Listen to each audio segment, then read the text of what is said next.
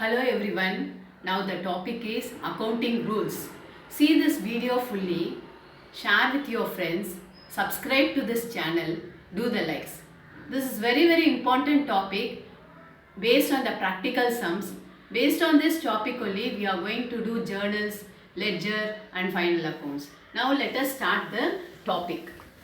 The topic which says that classification of accounts. The accounts are broadly classified into personal account and impersonal account. Personal account means the accounts which are relating to the person. We call it as a personal account. Under that, you have three categories. One is natural personal account, artificial personal account, representative personal account. Natural personal account which represents the human being. For example, Mr. Ram account, Mr. Sham account.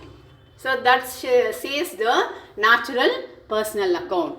Artificial personal account. It is recognized by law.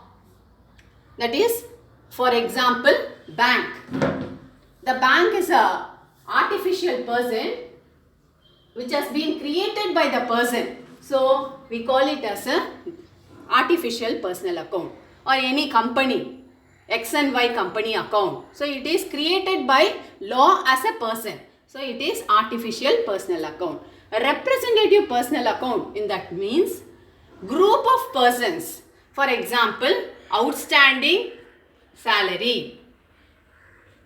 It represents the group of persons. The salary is to be given.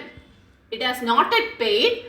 The employer has to pay the salary to the employee, a group of persons.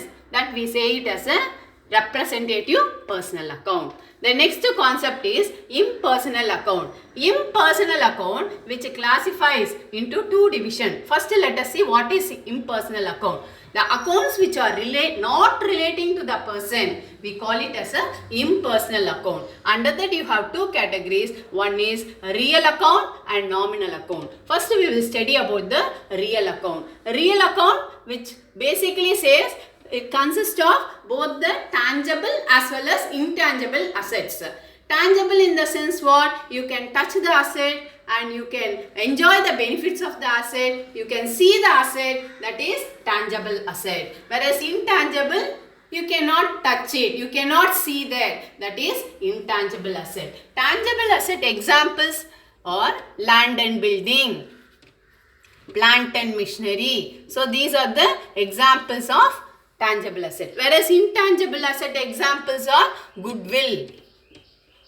You have started an institution and you have produced a 100% result among the students. So that is the goodwill which you have created. So that is intangible asset. Now, based on this classification of accounts, we are going to make a golden rules of double entry system. Before that, one more point we are going to discuss. That is nominal account. Nominal account in the sense we say all the expenses and losses and incomes and gains. For example, you have paid, as you are an employer, you are going to pay a salary to your employee. So salary is your nominal account. Or you are, you are a tenant, you are going to pay a rent to your owner of the house. So it is rent paid, is an expense. Okay. So these all category comes under the nominal account. Now based on this classification we are going to divide this in two groups under the golden rules of double entry system, and this is very important. Based on this only we are going to do the further sums. Now the two rules, one is known as debit rule and other is known as credit rule. So you have three types of accounts. Already we have learned the personal account, real account and nominal account. And the personal account we will be learning now debit the receiver and credit the giver. Debit receiver, debit is GR, credit is CR. Credit the giver. Debit the receiver, credit the giver. For example, you take paid Mr. X by check. So here who is the receiver? Mr. X is a receiver and who is the giver? Since by check bank is the giver. So debit the receiver and credit the giver. The second rule. Real account. Under real account, debit what comes in. Debit what comes in. Credit what goes out. Credit what goes out. So that is regarding the real account. For example, you have purchased a laptop. So a laptop what comes inside your business and what goes out. Cash what goes out. You have sold the machinery. So what comes inside the business? Cash comes in. So what comes in? Debit. What goes out should be credit.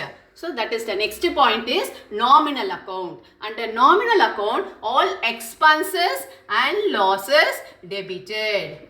Expenses and losses debited. Whereas credit, all incomes and gains.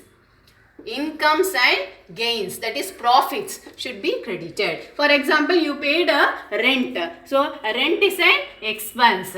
So rent is an expense. Suppose you have received the commission. You have got the income. Commission received is an income for you. So commission received should be credited. So these are the golden rules which is very very important for your further studies. Then let us classify the following items into personal account, real account and nominal account. So you have to identify. For example, you take a capital. It comes under the category of capital. Mr. X capital, Mr. Y capital. So it represents the person. So it is personal account.